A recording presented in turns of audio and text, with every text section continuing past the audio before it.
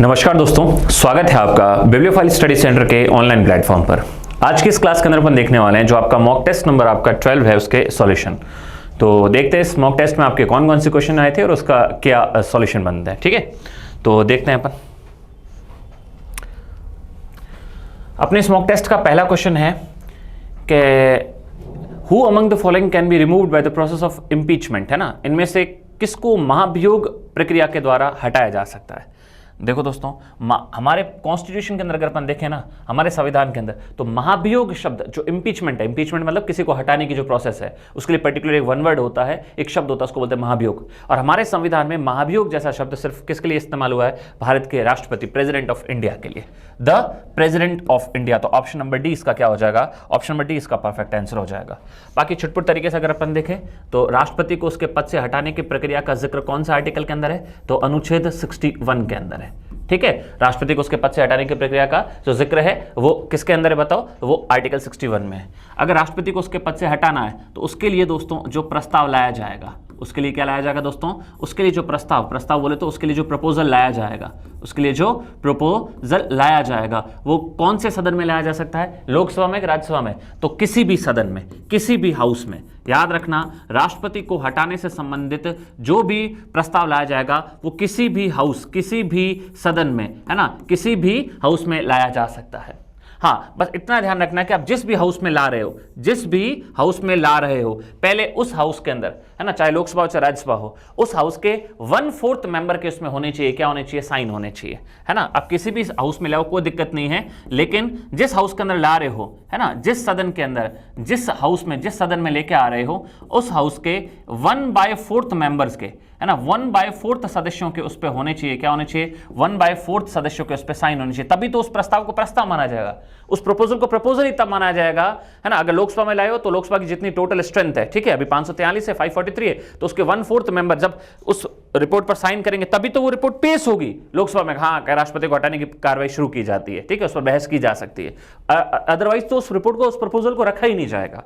राज्यसभा में तो राज्यसभा, अगर राज्यसभा से लाना चाह रहे हो तो राज्यसभा के अंदर जितनी स्ट्रेंथ है 245, उसका 1/4 सदस्य अगर उस पर साइन करेंगे तो फिर राष्ट्रपति को हटाने से संबंधित प्रस्ताव लाया जा सकता है। ठीक है, अब माना जिस भी हाउस में लाया गया उसके 1/4 सदस्यों ने साइन कर दिया, तो ठीक है, उसको लेके आ गए उस प्रपोजल को।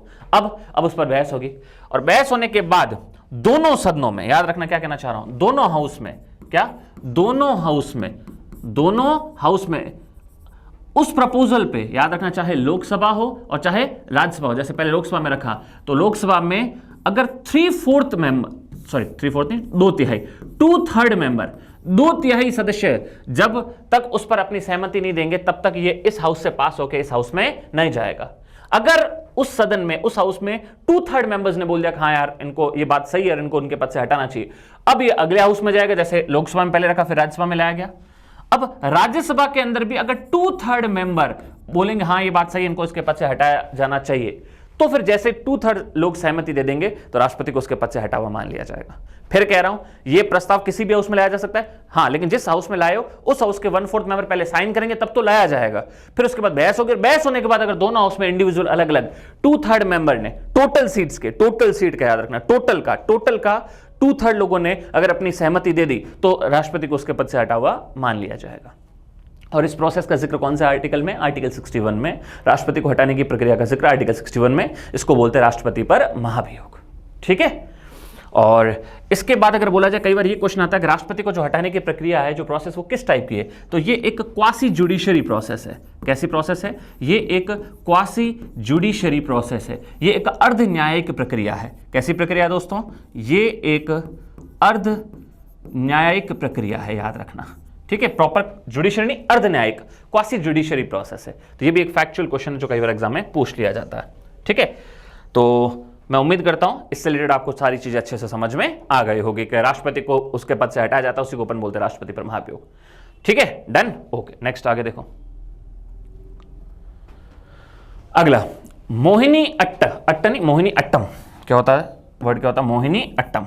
मोहिनी अट्टम हम जानते हैं क्लासिकल डांस है, तो उसकी उत्पत्ति किस राज्य में? तो अपने को क्या सीधा पता है कि मोहिनी अट्टम कहां का है, बताओ। मोहिनी अट्टम का संबंध कौन से राज्य से? केरल से। क्लियर है क्या? डन है। तो अपन जानते हैं केरल राज्य के 2 अपन जानते हैं क्लासिकल डांस है आपके दो शास्त्रीय नृत्य हैं, उसमें से एक का नाम तो अपन जानते हैं मोहिनीअट्टम है, और एक का नाम आप लोग जानते हो क्या है दोस्तों, कथकली।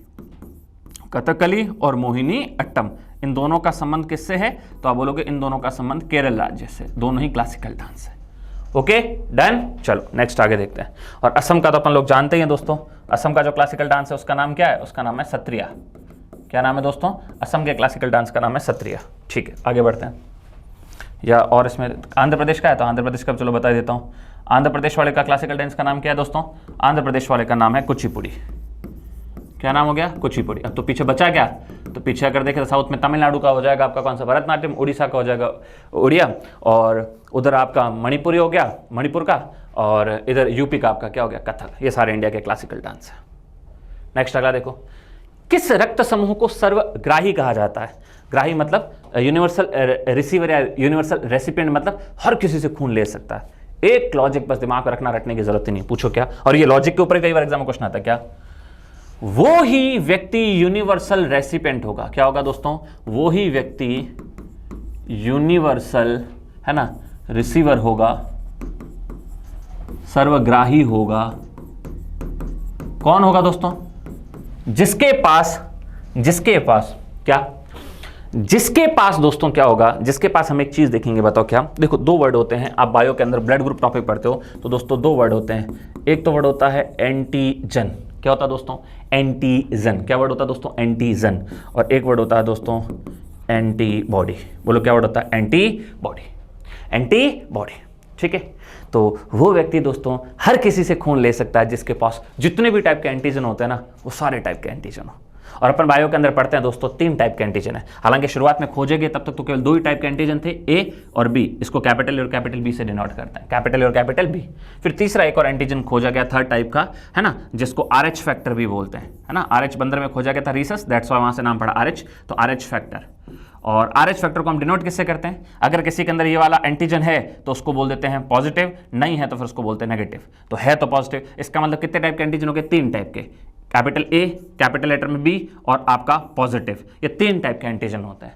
और अब सोचो किसी भी व्यक्ति के अंदर जितने भी टाइप के एंटीजन हो, तो सारे टाइप के एंटीजन हो, फिर उसको कोई फर्क नहीं पड़ता कि सामने वाला व्यक्ति का क्या ब्लड ग्रुप है, वो हर किसी से ब्लड ले सकता है। तो अब एक बात बताओ, हम कहते हैं वो व्यक्ति हर किसी से ब्लड ले सकता है जिसके पास सारे टाइप के एंटीजन हो। तो सारे टाइप के एंटीजन कौन सा होता है, ए, बी और RH फैक्टर भी है तो पॉजिटिव। इसका मतलब सर्वग्राही कौन होगा दोस्तों, AB पॉजिटिव। कौन होगा, AB पॉजिटिव। और अगर यही हमसे पूछता यूनिवर्सल डोनर कौन होगा, वो कौन है जो हर किसी को ब्लड दे सकता है, तो देने वाले के अंदर एक लोचा होना चाहिए, क्या, एंटीजन का। या तो मैं, अगर इस बार मेरे को ब्लड देना है, लेना नहीं, इस बार मेरे को ब्लड देना है, तो मैं तो या तो उसको तभी किसी व्यक्ति को ब्लड दे पाऊंगा क्या, जब मेरे अंदर या तो कोई एंटीजन ना हो, और अगर हो तो फिर मेरे अंदर वही हो जो सामने वाले के अंदर हो। तो ज्यादा बेहतर कौन सा, अगर वाली बात ही क्यों रखे कि भाई अगर मेरे में है तो फिर मैं केवल उसी को दे पाऊंगा जिसके अंदर मेरे अंदर जो एंटीजन है वही सामने वाले अंदर हो। ये बात थोड़ी सी मतलब समझ लो ना, हर बात हर जगह लागू नहीं होगी। क्यों, हर जगह जरूर थोड़ी है जो मेरे अंदर एंटीजन हो वही सामने वाले के अंदर हो। कभी कभार ऐसा होगा मेरे अंदर ए है तो हो सकता है सामने वाले के अंदर केवल बी हो, तो मैं उसको नहीं दे पाऊंगा। तो फिर वो वाली कंडीशन कौन सी बेहतर है जिसमें मैं हर किसी को ब्लड दे पाऊंगा। अरे अगर ऐसा हो तो मेरे अंदर कोई एंटीजन ही ना हो तो फिर मैं हर किसी को ब्लड दे दूंगा, मुझे कोई दिक्कत ही नहीं है। तो यूनिवर्सल डोनर कौन होता है दोस्तों, यूनिवर्सल डोनर वो होता है दोस्तों, है ना, यूनिवर्सल डोनर कौन होता है जिसके पास कोई भी एंटीजन नहीं होता है। यूनिवर्सल रिसीवर कौन होता है, जिसके पास सारे क्या होते हैं दोस्तों, जिसके पास सारे एंटीजन होते हैं, जिसके पास सारे एंटीजन होते हैं, ठीक है। और अगर आपसे पूछा जाए सर्वदाता कौन होता है, सर्वदाता हर किसी को ब्लड दे कौन सकता है, ठीक है। सर्वदाता कौन होता है, अगर इंग्लिश में बोले तो यूनिवर्सल डोनर कौन होगा, ठीक है। यूनिवर्सल डोनर कौन होगा, तो वो होगा जिसके पास सारे, है ना, सारे क्या, जिसके पास कोई भी एंटीजन ना हो, जिसके पास कोई भी एंटीजन ना हो, ठीक है। तो कोई भी एंटीजन ना हो मतलब ना ए हो ना बी हो, कुछ भी नहीं हो, तो फिर अपन जानते हैं उसको क्या बोलते हैं, ओ, निल। और फिर RH फैक्टर भी ना हो तो पॉजिटिव, ना हो तो नेगेटिव। इसका मतलब यूनिवर्सल डोनर तो होता है वो नेगेटिव और यूनिवर्सल रेसिपिएंट होता है भी पॉजिटिव। और रीजन पूछे तो अगर आपसे पूछे यूनिवर्सल डोनर क्यों है, क्योंकि इसके पास कोई भी एंटीजन नहीं है। और वो सर्वग्राही क्यों है, क्योंकि उसके पास सारे टाइप के एंटीजन है। और एंटीजन होते क्या है, प्रोटीन के टुकड़े होते हैं जो हमारे शरीर में, जो हमारी RBC होती है ना ब्लड के अंदर, RBC के ऊपर होते हैं, RBC की सतह पर, RBC की सरफेस पर पाए जाते हैं, ठीक है दोस्तों, ठीक है, डन, ओके। नेक्स्ट, इसका अपन आंसर टिक तो कर दिया था ना, हाँ इसका आंसर टिक कर देते हैं। तो हमसे पूछा था यूनिवर्सल सर्वग्राही, रेसिपिएंट पूछा था, तो दोस्तों क्या हो जाएगा, ए बी पॉजिटिव हो जाएगा। नेक्स्ट अगला क्वेश्चन ये छूट तो नहीं गया ना कोई, नहीं। अगला क्वेश्चन है, इनमें से कौन निव्वल राष्ट्रीय आय को बेहतर तरीके से परिभाषित करता है? कौन है जो अच्छे से डिफाइन करता है नेशनल इनकम को? देख लो ना, सीधी सीधी, मैंने आपको बहुत बार ये वाले पन्ने क्वेश्चन किए मॉक टेस्ट के अंदर, ये वाले नेशनल इनकम वाले। अब एक बात बताओ, एनडीपी में डेप्रिसिएशन कैसे माइनस हो जाए? आप छोड़ो, बाकी छोड़ो ना, आपको पता है पहला लेटर एन का मतलब क्या होता है? सबसे पहले अगर अपन जी लिखते हैं, है ना, सबसे पहली तरफ अगर आपको पता है, अगर अपन जी लिखते हैं दोस्तों, तो जी का मतलब क्या होता है? ग्रॉस, बोले तो क्या होता है? सकल, सब कुछ। और अगर पहले आपको पता पहला लेटर या जी होता है या हमेशा क्या होता है? एन। और एन का मतलब क्या होता है? नेट। नेट को हिंदी में क्या बोलते हैं? या तो निवल बोलते हैं या फिर क्या बोलते हैं? शुद्ध। और मैंने आपको यह भी बताया था दोस्तों, जब अपने को ग्रॉस से नेट की तरफ आना होता है तो सब कुछ से अगर शुद्ध की तरफ आना पड़ेगा तो माइनस करना पड़ेगा, और शुद्ध से सब कुछ की तरफ जाना पड़ेगा तो प्लस करना पड़ेगा। और मैं आपको कई बार बता चुका हूं, ग्रॉस और नेट के बीच में फर्क किसका होता है? तो वो होता है दोस्तों मूल्य ह्रास का, बोले तो डेप्रीशिएशन का। ये मैं कई बार आपको बता चुका हूं, डेप्रीशिएशन का होता है फर्क।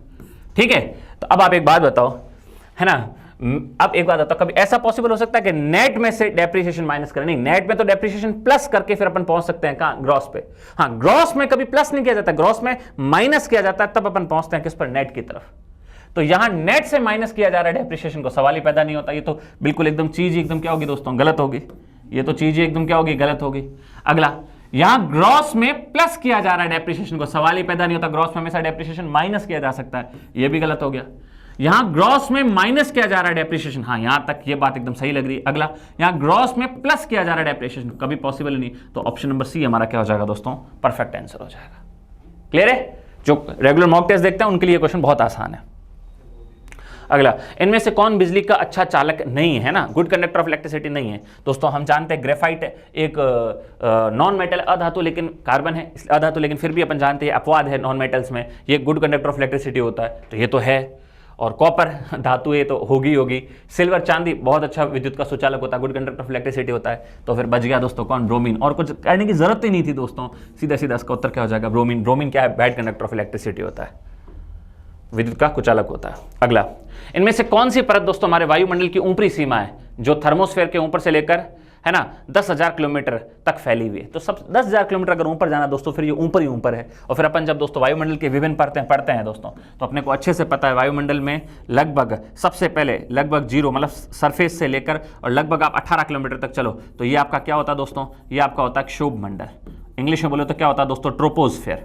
क्या होता है दोस्तों? ये होता है आपका ट्रोपोस्फेयर। क्या होता है? ट्रोपोस्फेयर। फिर उसके बाद लगभग दोस्तों 18 से लगभग 50 किलोमीटर तक अगर आप चलो, 50 किलोमीटर तक चलो, ये होता है दोस्तों समताप मंडल। कौन सा होता है? ये होता है समताप मंडल। इंग्लिश में बोले तो क्या होता है दोस्तों? स्ट्रेटोस्फेयर। क्या होता है? स्ट्रेटोस्फेयर। क्या होता है दोस्तों? स्ट्रेटोस्फेयर। लगभग फिर आप 80 किलोमीटर तक ऊपर जाओगे दोस्तों, तो आपको क्या मिलता है? ये होता है मध्य मंडल। क्या होता है? मध्य मंडल। इंग्लिश में क्या बोलते हैं इसको? मीजोस्फेयर। क्या बोलते हैं दोस्तों? मीजोस्फेयर। और फिर उसके बाद लगभग 400 से 500 किलोमीटर तक अगर आप जाओगे तो ये होता है आपका आयन मंडल। कौन सा मंडल होता है दोस्तों? आयन मंडल। इंग्लिश में बोले तो आयनोस्फेयर। ठीक है, आयनोस्फेयर। और इसके ऊपर दोस्तों फिर आप लगभग 1500-2000 किलोमीटर तक ऊपर जाओगे, ऊपर जो कुछ भी है वो आपका क्या होता है दोस्तों? वो होता है आपका बाह्य मंडल। कौन सा? बाह्य मंडल। और इंग्लिश में बोले तो दोस्तों क्या होता है? एक्सोस्फेयर। क्या होता है? इंग्लिश में बोले तो आपका क्या होता है दोस्तों? एक्सोस्फेयर होता है। अब हमसे दोस्तों 10,000 किलोमीटर तक का पूछा है, तो फिर तो कुछ कहने की जरूरत ही नहीं है दोस्तों, सीधी सीधी सी बात है, बाह्य मंडल बोल देंगे, कुछ भी और देखने की जरूरत ही नहीं थी। ठीक है, बाह्य मंडल हो जाएगा आपका, एक्सोस्फेयर इसका बेसिक सा उत्तर हो जाएगा। ठीक है, डन। नेक्स्ट आगे देखो। ठीक है, अगला 1938 और 1939 में किसको भारतीय राष्ट्रीय कांग्रेस के अध्यक्ष के रूप में चुना गया था?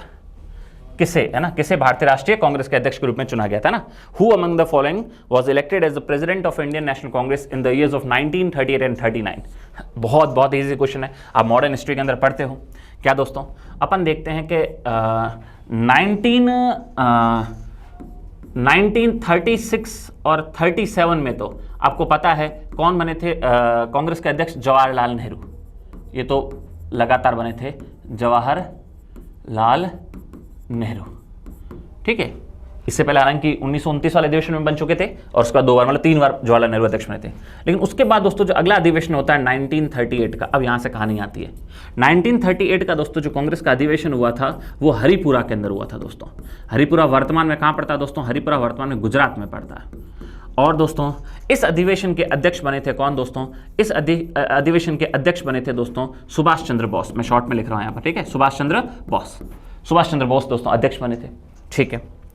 फिर दोस्तों 1939 में अगला जो कांग्रेस का अधिवेशन हुआ वो हुआ था दोस्तों त्रिपुरी नाम की एक जगह है। त्रिपुरा नहीं, क्या है? त्रिपुरी। और ये कहां पड़ता है? ये नाम आपको अजीब से लग रहा होगा दोस्तों, ये किसी को लग रहा होगा त्रिपुरा में, नहीं, ये पड़ता आज के मध्य प्रदेश में, एमपी में, जो कि जबलपुर में, एमपी में जबलपुर करके एक जिला है, वहां एक जगह पड़ती त्रिपुरी, वहां कांग्रेस का अधिवेशन हो रहा था। माहौल कुछ ऐसा बना था कि इन दिनों सेकेंड वर्ल्ड वॉर की भी शुरुआत हो गई थी, ठीक है। तो सुभाष चंद्र बोस को ऐसा लगता था कि यार हमको एकदम न्यूट्रल रहना है, ना मैं इस तरफ जाना ना उस तरफ, मतलब हमें किसी भी गुट को ज्वाइन नहीं करना है, या फिर हमें कुल ना के कुछ मतलब एक तरीके से हमारे हितों का ध्यान रखना। ये नहीं कि अभी हम पर अंग्रेज राज करें तो हम अंग्रेजों का साथ दें, नहीं, बिल्कुल भी नहीं। हमें हमारे हितों का ध्यान रखना, हमारे लिए जो बेस्ट होगा हम उसका साथ देंगे, या फिर एकदम न्यूट्रल, कुछ इस तरह का हमें एक स्ट्रॉन्ग हमारे व्यूज रखने हैं। तो अध्यक्ष तो अभी थे ही 1938 में सुभाष चंद्र बोस। तो 39 में जब फिर से अध्यक्ष चुना जाना था तो इनको लगा कि कुछ स्ट्रांग लीडर होना चाहिए, और इनको लगा कि और कोई इतना अच्छे से अपनी बात नहीं रख पा रहा, तो क्यों ना मैं ही वापस 1939 में फिर से अध्यक्ष बन जाऊं। तो फिर से चुनाव हुआ। लेकिन गांधी जी इस वक्त नहीं चाहते थे कि सुभाष चंद्र बोस फिर से अध्यक्ष बने। गांधी जी एक व्यक्ति थे, उनका नाम था पट्टाभी सीतारमैया, उनको अध्यक्ष बनाना चाहते थे। तो इलेक्शन हुआ और लेकिन फिर से जीत गए, कौन जीत गए? सुभाष चंद्र बोस। तो अगेन अध्यक्ष बनते हैं सुभाष चंद्र बोस। ये बात गांधी जी को पसंद नहीं आती है, गांधी जी नाराज होते हैं। सुभाष चंद्र बोस को जब इस बात का पता चलता है तो फिर वो बोलते हैं चलो ठीक है, अगर गांधी जी नाराज है तो फिर मेरे को अध्यक्ष कंटिन्यू नहीं करना है, मैं मेरे इस पद से इस्तीफा दे देता हूं। तो 1939 में त्रिपुरी के अंदर, ये लगभग जनवरी 1939 की बात है, ठीक है, जनवरी 1939 में सुभाष चंद्र बोस फिर से अध्यक्ष बनते हैं। लेकिन उसके बाद गांधी जी से मनमुटाव के कारण ये अपने पद से इस्तीफा दे देते हैं, और उसके बाद जब ये इस्तीफा देते हैं तो फिर डॉक्टर राजेंद्र प्रसाद को, है ना, अध्यक्ष बना दिया जाता है। तो ये कहानी थी इसकी, शॉर्ट में मैंने आपको बताई। तो बताओ 1938 और 39 में 2 बार कौन अध्यक्ष के रूप में चुने गए? तो सुभाष चंद्र बोस। तो उत्तर क्या हो जाएगा दोस्तों? सुभाष चंद्र बोस इसका क्या हो जाएगा? उत्तर हो जाएगा। क्लियर है? डन है? नेक्स्ट अगला क्वेश्चन देखो। अगला है, इनमें से वो कौन सी आर्थिक प्रणाली है जिसमें पूंजीगत वस्तुओं का स्वामित्व निजी व्यक्तियों या व्यवसायों के पास होता है और वस्तुओं और सेवाओं का उत्पादन सामान्य बाजार में आपूर्ति और मांग पर आधारित होता है ना? इनमें से हमसे ये पूछा है वो कौन से टाइप की इकोनॉमी है? Which of the following is an economic system in which capital goods are owned by private individual or businesses, ठीक है, and the production of goods and services is based on supply and demand in the general market. कुल मिला के है क्या, मैं आपको बताता हूं। देखो दोस्तों, एक टॉपिक पढ़ते हैं अपन, बहुत ही बेसिक सा। हम जब अर्थव्यवस्था के प्रकार पढ़ते हैं, हम जब इकोनॉमी में एक टॉपिक पढ़ते हैं टाइप्स ऑफ इकोनॉमी। क्या टॉपिक पढ़ते हैं दोस्तों? जब हम टॉपिक पढ़ते हैं एक टॉपिक टाइप्स ऑफ इकोनॉमी, अर्थव्यवस्था के प्रकार हम जब पढ़ते हैं तो बेसिकली हम दोस्तों 3 टाइप की अर्थव्यवस्था पढ़ते हैं। उसमें मेन तो 2 टाइप हैं। तो दोस्तों एक तो होती है पूंजीगत अर्थव्यवस्था या पूंजीवादी अर्थव्यवस्था। पूंजीवादी अर्थव्यवस्था, अगर इंग्लिश में बोले तो कैपिटलिस्ट इकोनॉमी। एक होती है दोस्तों आपकी समाजवादी अर्थव्यवस्था। कैसी होती है? समाजवादी अर्थव्यवस्था, ठीक है, इंग्लिश में बोलते हैं सोशलिस्ट इकोनॉमी। क्या बोलते हैं दोस्तों? Socialist economy. और एक ऐसी अर्थव्यवस्था जहां ये और ये दोनों ही मिक्सचर के रूप में दिखे, मतलब एक ऐसी इकोनॉमी, अभी मैं आपको बताऊंगा क्या होता है, जिसमें इसके भी लक्षण दिखे, इसके भी लक्षण, दोनों के लक्षण दिखे, दोनों के मिला जुला रूप देखने को मिले, तो इसको अपन बोलेंगे मिक्स्ड इकोनॉमी। हिंदी में बोले तो मिश्रित अर्थव्यवस्था। अब होती क्या है? तो दोस्तों डेफिनेशन के रूप में बोलूं तो क्या है? तो पूंजीवादी अर्थव्यवस्था दोस्तों वो अर्थव्यवस्था होती है जहां पर किसी कंट्री में जितना भी कोई वस्तुओं का उत्पादन वगैरह हो रहा है ना, गुड्स सर्विसेज का उत्पादन वगैरह हो रहा है, उस पर कंट्रोल ओनली प्राइवेट सेक्टर का हो। ओनली किसका हो? प्राइवेट सेक्टर का। प्राइवेट सेक्टर समझ रहे हो? प्राइवेट सेक्टर, निजी व्यक्ति, व्यवसायियों का, इनका केवल ओनरशिप हो। तो दोस्तों ऐसी अर्थव्यवस्था को बोलते हैं क्या? पूंजीवादी अर्थव्यवस्था। तो जहां पर, है ना, वस्तुओं के उत्पादन पर, है ना, वस्तुओं के उत्पादन पर, प्रोडक्शन ऑफ गुड्स पर किसका स्वामित्व हो दोस्तों? निजी क्षेत्र का, ठीक है, निजी क्षेत्र का स्वामित्व। अब इंग्लिश वाले क्या बोलोगे दोस्तों? तो इंग्लिश वाले बोलोगे, है ना, control over production of goods by private sector. By private sector, निजी क्षेत्र बोले तो कौन सा हो जाएगा दोस्तों? प्राइवेट सेक्टर, ठीक है। अगर प्राइवेट सेक्टर का ही बोलबाला हो दोस्तों, ऑनरशिप हो, तो हो जाएगी पूंजीवादी अर्थव्यवस्था। लेकिन नहीं, वस्तुओं के उत्पादन पर, प्रोडक्शन पर, वस्तुओं के प्रोडक्शन पर गवर्नमेंट बोलती नहीं हमारा जो भी होगा डिसीजन मेकिंग होगा वो हमारा होगा। किसी पर्टिकुलर व्यवसाय को नहीं बोलेंगे कि आप क्या करोगे, कितनी वस्तुएं बनेगी, कितनी नहीं बनेगी, कौन सी वस्तुएं बनेगी, है ना, इन सब चीजों पर गवर्नमेंट निगरानी रखती है। अगर तो दोस्तों ऐसी अर्थव्यवस्था को बोलते हैं समाजवादी। तो यहां पर तो होता है प्राइवेट सेक्टर, यहां पर कौन होता है दोस्तों, यहां पर कौन तय करती है दोस्तों, तो यहां गवर्नमेंट तय करती है कि कौन सी वस्तुओं का उत्पादन करोगे, कौन सी का नहीं करोगे, कितना उत्पादन करोगे। और फैक्ट्रीज या ज्यादातर जितनी भी बड़ी बड़ी फैक्ट्रीज हो या एक तरीके से कहूं जितनी भी बड़ी बड़ी प्लांट हो सारे सरकार के पास हो, तो ऐसी अर्थव्यवस्था को बोलते हैं समाजवादी, जहां पर गवर्नमेंट का क्या होता है, कंट्रोल होता है। और गवर्नमेंट को कौन चुनती है, पब्लिक। तो दोस्तों ऐसे को अपन बोल सकते हैं, जैसे यहां प्राइवेट सेक्टर होता है तो मैं ऐसे भी बोल सकता हूं, गवर्नमेंट सेक्टर को अपन ये भी बोल सकते हैं पब्लिक सेक्टर, जहां पर सारी चीजें गवर्नमेंट के पास हो, मतलब किसके पास हो, पब्लिक सेक्टर के पास, ठीक है, सार्वजनिक क्षेत्र के पास हो, तो आपकी कैसे अर्थव्यवस्था होती है, समाजवादी। और अगर दोनों ही देखने को मिले, कुछ जगह ये और कुछ जगह ये, तो फिर दोस्तों बोथ, अगर दोनों चीजें देखने को मिले तो ऐसी अर्थव्यवस्था को बोलते हैं मिश्रित। जैसे अपने इंडिया में क्या सीन है, अपने इंडिया में दोनों है दोस्तों। आप एग्जांपल देख सकते हो, हमारे यहाँ पर प्राइवेट बसें भी चलती है क्या, आपको कहीं जैसे जयपुर से मेरे को जोधपुर जाना है तो प्राइवेट, खूब सारी प्राइवेट ट्रेवल्स की अलग अलग, जैसे कोई गणेश ट्रेवल्स, कोई कृष्णा ट्रेवल्स, कोई ऐसे कल्पना ट्रेवल्स, ऐसे ऐसे होती ना, तो ये प्राइवेट बसें तो है। लेकिन गवर्नमेंट की बसें भी तो चलती है, राजस्थान रोडवेज की बस भी तो चलती है, जयपुर से जोधपुर जाना है अगर मेरे को, तो राजस्थान रोडवेज की भी चल रही है। मतलब हमारे यहाँ पर प्राइवेट सेक्टर भी है और पब्लिक सेक्टर भी है। मतलब एक छोटा सा एग्जाम्पल मैंने बताया, तो बताओ हमारी अर्थव्यवस्था कैसी है, इंडिया की मिक्स्ड इकोनॉमी है। लेकिन आप कुछ देशों में जाओगे, वहां सब चीजें, कोई भी चीजें, ऑलमोस्ट सारी चीजें केवल प्राइवेट सेक्टर के पास है, गवर्नमेंट इसमें कोई माथापच्ची नहीं करती इन चीजों में, तो हम बोलेंगे वहां की अर्थव्यवस्था पूंजीवादी अर्थव्यवस्था है, कैपिटलिस्ट इकोनॉमी है। सारी चीजें गवर्नमेंट के अंडर में हो तो हम बोलेंगे यहाँ की इकोनॉमी सोशलिस्ट इकोनॉमी है। दोनों हो, कुछ जगह ये कुछ जगह ये, तो हम बोलेंगे मिक्स्ड इकोनॉमी। मैं उम्मीद करता हूं आपको चीजें समझ में आ गई होगी, ठीक है। तो अब आप देखिए, तो हमसे क्या पूछा गया दोस्तों, हमसे पूछा गया है क्या, हमसे बस इतना, हमें सब कुछ दे दिया क्वेश्चन के अंदर, क्या कि स्वामित्व किसके पास है, निजी व्यक्तियों के पास। बस निजी व्यक्ति आते ही दोस्तों, प्राइवेट इंडिविजुअल आते ही कुछ देखने की जरूरत नहीं, कौन सी अर्थव्यवस्था हो जाएगी दोस्तों, पूंजीवादी। बोले तो कैपिटलिस्टिक इकोनॉमी हो जाएगी आपकी, ठीक है। नेक्स्ट अगला देखो, किस देश के प्रधानमंत्री ने दोस्तों 15 जनवरी 2020 को अपने देश के राष्ट्रपति द्वारा संवैधानिक सुधारों के आमंत्रण के बाद अपने मंत्रिमंडल के साथ अपने पद से इस्तीफा दे दिया था दोस्तों। तो ये बात दोस्तों, हालांकि अब तो पुराना क्वेश्चन हो गया, लेकिन आया हुआ एसएससी का क्वेश्चन है। 15 जनवरी दोस्तों, बात है 2020 की, रूस की यह घटना है दोस्तों। कहां की घटना है, रूस की यह घटना है, ठीक है। रूस के उस वक्त राष्ट्रपति हुआ करते थे दोस्तों, कौन, अभी भी है कौन, व्लादिमीर पुतिन। कौन है दोस्तों, रूस के राष्ट्रपति अभी भी आपको पता है कौन है दोस्तों, आपके व्लादिमीर पुतिन है। और उस वक्त दोस्तों प्रधानमंत्री हुआ करते थे उनके टाइम दोस्तों, कौन, दिमित्री मेदवेदेव प्रधानमंत्री हुआ करते थे। लेकिन आपको पता सारी शक्तियां तो अपने व्लादिमीर पुतिन के पास ही है। ये कभी खुद प्रधानमंत्री बन जाते हैं तो सारी शक्तियां कॉन्स्टिट्यूशन में अमेंडमेंट करके सारी शक्तियां प्रधानमंत्री को देते हैं। फिर कुछ टाइम बाद खुद राष्ट्रपति बन जाते हैं तो कॉन्स्टिट्यूशन में अमेंडमेंट करके सारी शक्तियां राष्ट्रपति के नाम कर देते हैं। तो यही एक सीन था 2020 में, कुछ संवैधानिक सुधार करना था। तो पहले तो उस वक्त जो प्रधानमंत्री था उसको बोला तू तेरे पद से इस्तीफा दे, तू तेरे पद से इस्तीफा दे दे। तो फिर उन्होंने अपने कैबिनेट के साथ इस्तीफा दे दिया। तो ये 15 जनवरी 2020 की घटना किस देश की है, जिसमें प्रधानमंत्री ने अपने कैबिनेट समेत इस्तीफा दे दिया था, तो वो रूस की घटना। उस वक्त के प्रधानमंत्री दिमित्री मेदवेदेव उन्होंने इस्तीफा दिया था, ठीक है। राष्ट्रपति हम जानते हैं फेमस है यहाँ के कौन, व्लादिमीर पुतिन। अगला, लाखों साल पहले दोस्तों भारतीय उपमहाद्वीप मुख्य भूमि से अलग हो गया था, इसे किस महासागर के नाम से जाना जाता है।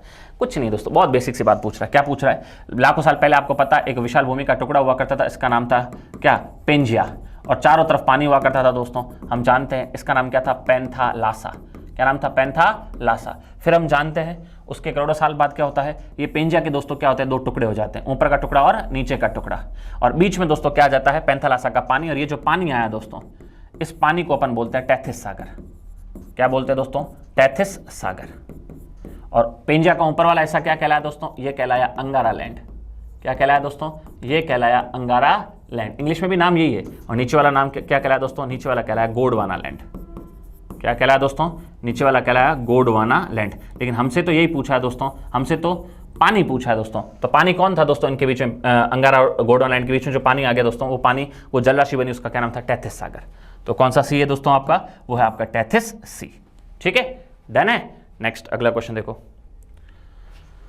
रामनाथ कोविंद ने दोस्तों 25 जुलाई 2017 को भारत के कौन से राष्ट्रपति के रूप में पद ग्रहण किया था। तो दोस्तों रामनाथ जो कोविंद थे आपके, वो भारत के कौन से राष्ट्रपति थे, 14th राष्ट्रपति थे। जबकि वर्तमान में आज की तारीख में देखें तो दोस्तों भारत के जो राष्ट्रपति वो कौन से नंबर के हैं, तो वर्तमान में दोस्तों जो भारत के राष्ट्रपति वो 15वें नंबर के। याद रखना, नंबर हमेशा याद रखना, कौन से नंबर के, 15वें नंबर के राष्ट्रपति। और उनका नाम क्या अगर आपसे पूछा जाए तो 15वें हमारे जो राष्ट्रपति है दोस्तों, उनका नाम है द्रौपदी मुर्मू। क्या नाम है दोस्तों, है ना, द्रौपदी मुर्मू, ठीक है। और हमारे फर्स्ट राष्ट्रपति कौन थे दोस्तों, सब अच्छे से जानते हैं, डॉक्टर राजेंद्र प्रसाद। क्लियर?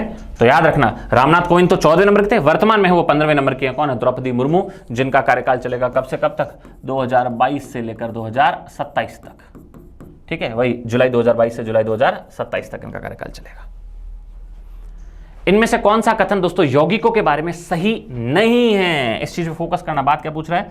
कौन सा कथन सही नहीं है दोस्तों? नहीं पे फोकस करना, सही नहीं है। तो दोस्तों यौगिक क्या है? आप लोग ने अच्छे से पढ़ा होगा, आपके साइंस वाले सर ने आपको पढ़ाया होगा दोस्तों। यौगिक जिसको अपन इंग्लिश में क्या बोलते हैं दोस्तों? कंपाउंड। ठीक है, क्या बोलते हैं दोस्तों? कंपाउंड बोलते हैं। अब यौगिक होता ही क्या है तो आपको अच्छे से पता है। जैसे देखो कुछ 2-3 टर्म होती है दोस्तों। एक तो होता है, क्या होता है आपका? परमाणु। क्या होता है दोस्तों? परमाणु, इसको इंग्लिश में क्या बोलते हैं? अणु। एक होता है दोस्तों क्या? मॉलिक्यूल। क्या बोल दिया? परमाणु को इंग्लिश में क्या बोलते हैं? एटम। परमाणु को अणु, कोई ना, परमाणु को इंग्लिश में क्या बोलते हैं? एटम। मॉलिक्यूल, मॉलिक्यूल को क्या बोलते हैं दोस्तों?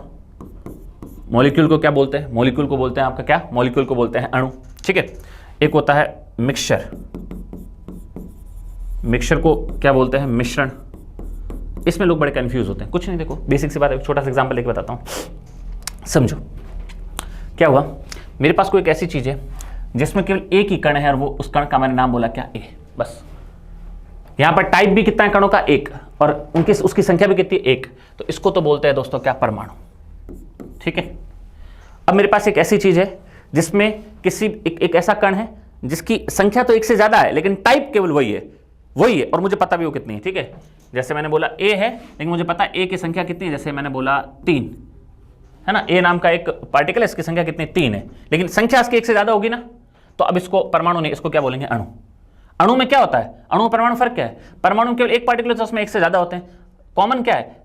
मतलब और क्या चीज है? और ये कि मॉलिक्यूल में एक बात ये याद रखना, जितने भी पार्टिकल वो होंगे क्या? वही होंगे, अलग अलग नहीं होंगे, टाइप अलग अलग नहीं होंगे, वही होंगे। हाँ, बस संख्या एक से क्या ज्यादा है। जब तक एक संख्या तब तक परमाणु, संख्या एक से ज्यादा हो जाए तब तक उसको क्या बोलेंगे? अणु बोलेंगे, मॉलिक्यूल बोलेंगे। ठीक है, नेक्स्ट अगला। अब अगर कोई एक ऐसी चीज मेरे पास बनी है जिसमें पार्टिकल मेरे को पता है एग्जैक्टली कौन कौन से पार्टिकल है। ठीक है, मतलब उसमें उनकी टाइप एक से ज्यादा होना चाहिए और संख्या, जब टाइप एक से ज्यादा होगी तो संख्या भी एक से ऑटोमेटिकली क्या होगी? ज्यादा। जैसे मैंने बोला मेरे पास एक ऐसी चीज है जिसमें ए पार्टिकल है, एफ पार्टिकल है, कुछ भी मेरे नाम से बोल दिया, और एक्स पार्टिकल है। और जैसे एफ पार्टिकल की संख्या कितनी है? 3 है। ये 1 है तो लिखने की जरूरत नहीं, एक्स 2 है मैंने बोला। ये मेरे पास एक चीज आई है। अब मेरे पास एक ऐसी चीज है जिसमें मुझे पता है एग्जैक्ट, मुझे पता है कितने टाइप के यहां पर पार्टिकल हैं? 3 टाइप, ए और एफ और एक्स नाम का। उनकी संख्या भी एग्जैक्ट मुझे पता है, बिल्कुल पता है। इसकी 1 है, इसकी 3 और इसकी 2 है, मतलब 3 2 5 और 6। तो कोई भी ऐसी चीज जिसमें एक से ज्यादा प्रकार के क्या हो? पार्टिकल हो, एक से ज्यादा प्रकार, लेकिन उसमें आपको पता होना चाहिए एग्जैक्ट कौन कौन से पार्टिकल और उनकी कितनी कितनी संख्या है। मतलब यहां पर एक निश्चित अनुपात में चीजें जुड़ी हुई, एक सर्टेन रेशियो में। इसका रेशियो कितना? 3, इसका कितना? 2, इसका क्या? 1, 1:3:2। मिक्सचर किसको बोलते हैं? मिक्सचर में क्या होता है दोस्तों? मिक्सचर में हमारे पास, मिक्सचर लगभग कंपाउंड जैसे ही होता है। मिक्सचर में भी एक से ज्यादा टाइप के क्या होते हैं? पार्टिकल होते हैं। मिक्सचर भी एक से ज्यादा टाइप के पार्टिकल से मिलकर बनती है, लेकिन बस फर्क इतना होता है यहां में एग्जैक्ट ये नहीं पता होता कि यहां पर कितने टाइप के पार्टिकल और उनकी संख्या कितनी कितनी है। एक से ज्यादा ये पता है, लेकिन ये नहीं पता कितने हैं या फिर उनकी संख्या कितनी है। तो फिर इसको क्या बोलते हैं? मिक्सचर। अब बताओ, कंपाउंड और मिक्सचर में कॉमन बात क्या है? कंपाउंड भी एक या एक से ज्यादा प्रकार के परमाणुओं से मिलकर बनते हैं। मिक्सचर भी है ना, मिक्सचर भी एक से अधिक प्रकार के परमाणुओं से मिलकर बनते हैं। फर्क क्या है? यहां निश्चित अनुपात में चीजें होती है, मतलब मुझे पता है एग्जैक्टली कौन कौन से परमाणु, कौन कौन से एटम और उनकी कितनी कितनी मात्रा है। यहां मुझे वो निश्चितता नहीं मिलती है। बस इसका मतलब याद रखना, दुनिया में किसी भी चीज का अगर केमिकल फॉर्मूला है तो आपको पता चलता है इसका केमिकल फॉर्मूला है, तो वो अपने आप में क्या हो गया दोस्तों? कंपाउंड हो गया। जैसे मैंने बोला वाटर, वाटर का क्या केमिकल फॉर्मूला है? H2O। हाँ, तो H2O क्या, अगर आपसे पूछा कंपाउंड है, एटम है, मॉलिक्यूल है, मिक्सचर है, तो इसमें तो कंफ्यूज नहीं होगा। लेकिन कोई बंदा, किसी बंदे को लगेगा कंपाउंड है, कोई बोलेगा क्या? मिक्सचर है।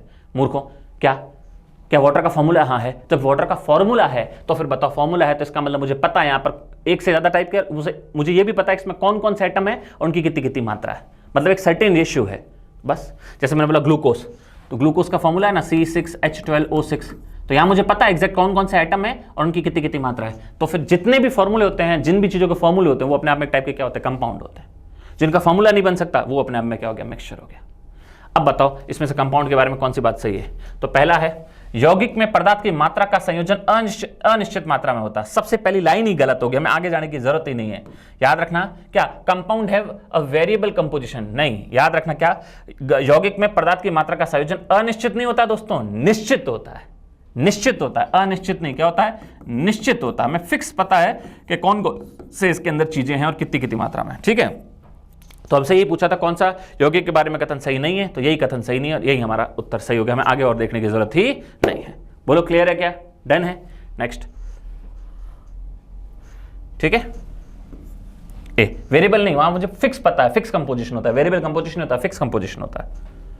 अगला, देशभक्ति गीत सारे जहां से अच्छा के रचयिता कौन है? इकबाल, मोहम्मद इकबाल दोस्तों। सारे जहां से अच्छा हिंदुस्तान हमारा, उसके रचयिता कौन है? मोहम्मद इकबाल हैं दोस्तों। बाकी आप जानते हो बंकिम चंद्र चटर्जी, रविंद्रनाथ टैगोर तो अपन जानते हैं जनगण गण वाले हैं, ठीक है।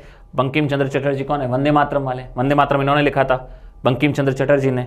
रविंद्रनाथ टैगोर ने जनगण मन लिखा था और मोहम्मद इकबाल ने क्या लिखा दोस्तों? सारे जहां से अच्छा हिंदुस्तान हमारा। अगला, इनमें से कौन सा एक उपकरण है जिससे कंप्यूटर या मॉनिटर उसी तरह के डिस्प्ले स्क्रीन पर इमेज को गति को नियंत्रित करने के लिए कई दिशाओं में घुमाया जा सकता है? ठीक है, तो अब हमसे ये पूछ रहा है किसको कई दिशाओं में घुमाया जा सकता है, तो ये तो बहुत बेसिक सा है दोस्तों। क्या होता है? जॉयस्टिक होते हैं दोस्तों। कौन होते हैं? ये क्या होते हैं दोस्तों आपके? ये सारे क्या होते हैं? तो ये आप बोलोगे सर ये होते हैं आपके, क्या होते हैं? ये होते हैं आपके जॉयस्टिक। नेक्स्ट, महात्मा गांधी ने किस वर्ष दोस्तों चंपारण सत्याग्रह किया था? ये भी बहुत बहुत बेसिक सा क्वेश्चन पूछ लिया और उसमें ईयर भी दोस्तों इन्होंने दूर दूर के पूछ लिया। एटलीस्ट ये भी करता है ना 15, 16, 17, 18, तो भी इंसान को लगता है यार थोड़ा कंफ्यूज हो रहा हो। ईयर ही दूर दूर पूछ ले तो कुछ कहने की जरूरत ही नहीं है दोस्तों। क्या? 1917 में चंपारण हुआ था और 18 में आपको पता 2 हुआ था। कौन सा? एक तो आपका हुआ था खेड़ा सत्याग्रह और एक हुआ था आपका कौन सा? अहमदाबाद मील मजदूर आंदोलन। 1918 में 2 और 17 में चंपारण सत्याग्रह हुआ था। तो ये गांधी जी के 3 आंदोलन बड़े इंपॉर्टेंट याद रखना। तो गांधी जी के 6 आंदोलन बड़े इंपॉर्टेंट, जहां से एग्जाम में ले देके क्वेश्चन आते हैं। आपको पता है गांधी जी के कितने? गांधी जी के 6 मूवमेंट है जहां से ले देके एग्जाम में सबसे ज्यादा एग्जाम में क्वेश्चन आते हैं, ठीक है। गांधी जी के कितने आंदोलन है दोस्तों? 6 आंदोलन है जहां से ले देके इंडिया में आने के बाद की बात बता रहा हूं, जहां से एग्जाम में क्वेश्चन आते हैं, है ना। 3 तो क्या है दोस्तों? छोटे हैं जहां से क्वेश्चन बनते हैं, और 3 क्या है दोस्तों? बड़े हैं जहां से एग्जाम में क्वेश्चन बनता है। छोटे कौन कौन से हैं दोस्तों अगर आपसे पूछा जाए तो? 3 जो छोटे हैं आपके गांधी जी ना, हाँ 3 जो छोटे हैं दोस्तों आपके, तो छोटे आंदोलनों की अगर मैं बात बताऊं तो दोस्तों सबसे पहले तो आपका चंपारण सत्याग्रह हो गया, ठीक है। ये कब हुआ था? 1917 में। फिर आपका अहमदाबाद मील मजदूर, अहमदाबाद जो मील में जो मजदूर काम करे थे उनका आंदोलन था, मील मजदूर वाला आंदोलन, ये 1918 में। और अगला है खेड़ा सत्याग्रह, ये भी गुजरात वाले खेड़ा सत्याग्रह, ये भी 1918 में। बस और कुछ है ही नहीं इसके अंदर, ठीक है। और बड़े आंदोलनों की बात करूं तो सबसे पहला बड़ा आंदोलन था आपका कौन सा? असहयोग आंदोलन, नॉन कोऑपरेटिव मूवमेंट, ठीक है। असहयोग आंदोलन ये कब हुआ था दोस्तों? ये हुआ था शुरुआत, इसकी तो एग्जैक्ट डेट भी कई बार पूछ जाती है, 1 अगस्त 1920। बस। अगला सविनय अवज्ञा, civil disobedience movement, civil disobedience movement, सविनय अवज्ञा आंदोलन, ये 30 में, 10 साल बाद। और फिर तीसरा आपका कौन सा हो जाएगा? भारत छोड़ो आंदोलन, क्विट इंडिया मूवमेंट, भारत छोड़ो क्विट इंडिया मूवमेंट, और ये कब हुआ था? 1942 में, 8-9 अगस्त आपका 1942 को। बस यही गांधी जी का आंदोलन है, यही ले दे के घुमा फिरा के क्वेश्चन आते हैं यहाँ से। अगला, इनमें से कौन एक भारतीय भारोत्तोलक नहीं है? इनमें से कौन एक इंडियन है जो वेट लिफ्टर नहीं है? है ना, वेट लिफ्टर होता है ना, वेट वगैरह उठाते हैं ओलंपिक या किसी भी गेम इवेंट में, वो नहीं है, हमसे पूछा है। तो कर्णम मल्लेश्वरी तो है, बहुत फेमस है। राखी हल्दार भी है दोस्तों। मीराबाई चानू भी है, बहुत फेमस है। ओलंपिक जो टोक्यो वाला हुआ था उसमें उन्होंने मेडल जीता था। दीपिका पल्लिकल नहीं है, ये तो बहुत फेमस, आप जानते हो। कौन नहीं है दोस्तों आपकी? दीपिका पल्लिकल नहीं है। दीपिका पल्लिकल क्या खेलती है दोस्तों? ये स्क्वैश खेलती है। आपको देखने में ऐसा लगेगा टेनिस जैसा ही लगेगा, स्क्वैश गेम खेलती कौन दोस्तों? दीपिका पल्लिकल, ठीक है। तो ये नहीं है एक वेट लिफ्टर। इसमें से किस हिमालय क्षेत्र को शिवालिक के नाम से भी जाना जाता है? तो हम जानते हैं दोस्तों, जब ग्रेट हिमालय पढ़ते हैं तो सबसे पीछे की तरफ है आपका कौन सा? वृहद हिमालय, मतलब लार्ज हिमालय। फिर आगे है आपका मध्य हिमालय, या इसी को लघु हिमालय भी बोलते हैं। और सबसे बाहर की तरफ है दोस्तों आपका कौन सा? यह है आपका शिवालिक हिमालय। तो सबसे बाहर की तरफ कौन है दोस्तों? शिवालिक। तो शिवालिक सबसे बाहर की तरफ है, दैट्स वाई इसको दोस्तों क्या बोलते हैं? दैट्स वाई इसको बाह्य हिमालय बोले तो आउटर हिमालय के नाम से भी जाना जाता है, ठीक है। अगला, इनमें से कौन सा एनालॉग सूचनाओं को डिजिटल के रूप में बदलता है? एनालॉग समझते हो ना, एनालॉग घड़ी होती है ना, एनालॉग वाली 1 2 3 में से सुई 1 पे जाती है, 2 पे जाती है, एनालॉग। और डिजिटल में आता ना एग्जैक्ट 12:53 इतने सेकंड, तो वो डिजिटल है। तो कौन है जो एनालॉग सूचनाओं को डिजिटल ग्रुप में बदलेगा? तो नाम से पता चलेगा दोस्तों वो कौन होगा। वो होगा आपका क्या हो जाएगा? डिजिटाइजर। कौन होगा दोस्तों आपका? वो आपका क्या हो जाएगा? वो आपका हो जाएगा डिजिटाइजर। डिजिटल में बदलेगा तो डिजिटाइजर हो जाएगा, ठीक है। नेक्स्ट अगला देखो, इनमें से कौन सा भारतीय राज्य है जिसकी सीमा नेपाल से नहीं लगती है दोस्तों? तो वो भारतीय राज्य जिसकी सीमा नेपाल से नहीं लगती है दोस्तों, वो आपका हो जाएगा कौन सा? तो 5 राज्य है दोस्तों। अगर आप इंडिया का मैप देखोगे तो कितने राज्य? 5 राज्य सीमा बनाते हैं। सबसे पहले इधर से कौन सीमा बनाता है? अगर आप इंडिया का अगर मैप देखोगे दोस्तों, ठीक है, ये जैसे नेपाल है तो आपको पता है ये तो कौन सा हो जाएगा? सिक्किम। फिर यह हल्की सी बाउंड्री बनाएगा कौन? वेस्ट बंगाल। फिर इधर बाउंड्री बनाता है कौन? आपका बिहार। फिर इधर बाउंड्री बनाएगा नीचे कौन? यूपी। और ये आपका उत्तराखंड राज्य है, तो यहाँ पर सीमा बनाएगा कौन? उत्तराखंड। 5 राज्य जो सीमा बनाते हैं, 1 उत्तराखंड, 2 यूपी, 3 बिहार, 4 पश्चिम बंगाल और 5वां सिक्किम। अब देखो इनमें से कौन सा है नहीं है, वो हमारा उत्तर होगा। मतलब सिक्किम बनाता बिल्कुल, पश्चिम बंगाल बनाता, उत्तराखंड बनाता, असम नहीं बनाता। देखो मैंने अभी आपको बता दिया, असम नहीं बनाता नेपाल से कोई भी सीमा, है ना, असम नेपाल से कोई सीमा नहीं बनाता है। तो उत्तर क्या हो जाएगा दोस्तों इस क्वेश्चन का? इस क्वेश्चन का उत्तर हो जाएगा असम। ठीक है, डन। नेक्स्ट अगला देखो, नवंबर 2024 में कितने रुपए का माल और सेवा कर एकत्र किया गया? ये भी एक फैक्चुअल क्वेश्चन है, नवंबर 2024 की बात हो रही है दोस्तों। तो इसमें आपका आ जाएगा लगभग 1.82 लाख करोड़ दोस्तों आपका जीएसटी कलेक्शन किया गया। ठीक है, ये फैक्चुअल क्वेश्चन था दोस्तों। जो फैक्चुअल है, जहां पे कोई है नहीं एक्सप्लेनेशन, तो वहां अपन डायरेक्ट इसके फैक्ट्स देख रहे हैं। अगला, नर्स मारिया जो विक्टोरिया जोआन है, जिनको एस्टर गॉर्जियन ग्लोबल नर्सिंग अवार्ड 2024 से सम्मानित किया गया, वो कौन से देश के दोस्तों? तो ये फिलीपींस आर्मी की एक दोस्तों नर्स है ना, तो वहां उनको सम्मानित किया गया। तो ये कहां की रहने वाली दोस्तों? फिलीपींस की रहने वाली है ना, फिलीपींस की रहने वाली। फिलीपींस जिसकी कैपिटल क्या है दोस्तों? मनीला, जहां पर इंटरनेशनल राइस रिसर्च सेंटर है, अंतरराष्ट्रीय चावल अनुसंधान केंद्र है।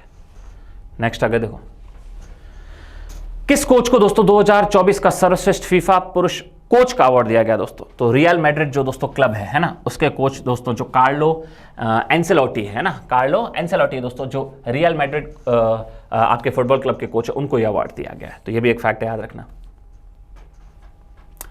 अगला हमसे पूछा कि 2030 का दोस्तों जो फीफा वर्ल्ड कप है ना, 2030 का फीफा वर्ल्ड कप है, उसका आयोजन कौन, उसको होस्ट कौन करेगा?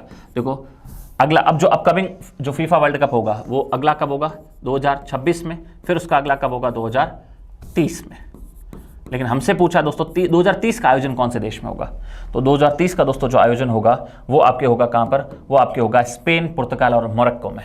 स्पेन पुर्तगाल तो यूरोप में पड़ते हैं, उसके जस्ट नीचे अफ्रीका में पड़ता है आपका मोरक्को, वहां पर इसका आयोजन किया जाएगा। ये 2030 की बात बता रहा हूं मैं आपको, ठीक है। जबकि 2026 का अगर आपसे पूछे, ये तो 2030 का पूछ लिया, लेकिन 30 का ना पूछकर जस्ट अगले अपकमिंग का पूछ ले, तो 2026 का पूछे तो फिर दोस्तों उत्तर होगा जो नॉर्थ अमेरिकन कंट्री है, उसमें सबसे ऊपर की तरफ कौन है? कनाडा, उसके नीचे कौन है? यूएसए, उसके नीचे कौन है? मैक्सिको। ठीक है, ये तीनों देश मिलकर इसका आयोजन करेंगे।